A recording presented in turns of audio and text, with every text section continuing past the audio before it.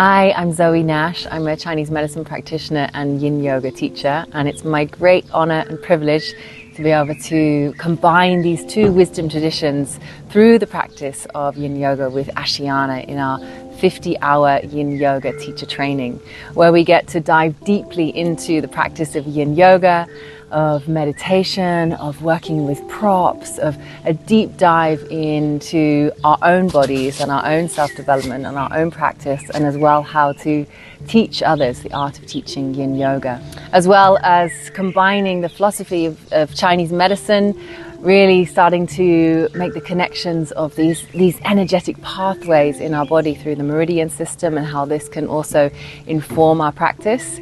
And as well, going into the deep philosophy of the 5 elements of Chinese medicine and how this as well, the associations, connect into bringing more meaning and insight into our practice. I love to include as well acupoints as well as the meridian teachings, specifically acupoints that you can use during the yin yoga practice. I wanted to learn everything about yin. Anything about the poses, the practice, the Chinese medicine. Teachers were very authentic, sharing a lot of their knowledge. Hi, I'm Toby, and just like you, I am a human being exploring this wonderful thing that we call life. And my journey has taken me through to the holistic arts, perhaps complementary medicine, through yoga, body work, coaching, really looking at our lifestyles. And one principle that I really love and that weaves its way so nicely with or through yin yoga is the tapping into the principles of nature.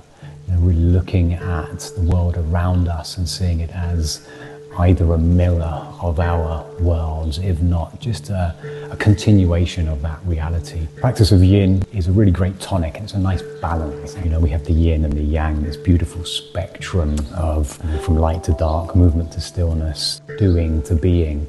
And through the yin practice, we can really cultivate a sense of calm, which can often be buried in a very busy world, busy minds, busy diaries. So taking time out to pause, to really connect to the truth and reality of life. You know, there's a separation between our essence, our source, and what we imagine or create in our minds. You know, there's a difference between how we perceive things and what is reality. And there's a real power and potency when we connect into the ability to slow down.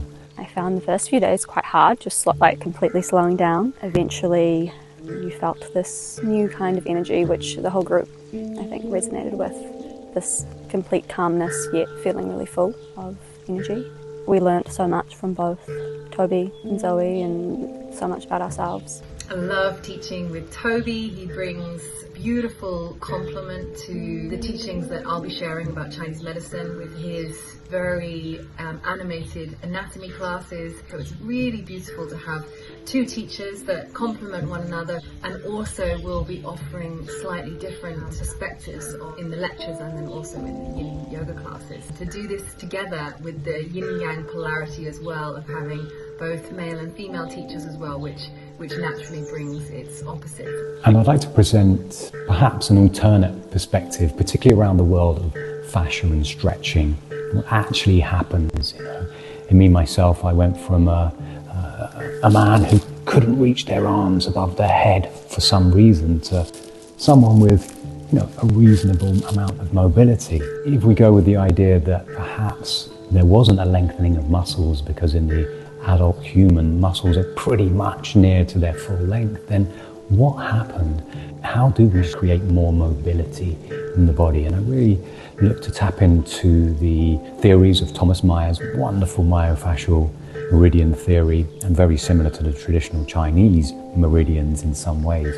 We have Robert Schleip, who then added in the neuromyofascial meridians. But I think there's one element that's often overlooked, and that is that you are more than just flesh and bones. There's something that animates you, and at least that's your psychology. So when we make shapes, when we do these full body gestures, what is going on in your internal environment of consciousness?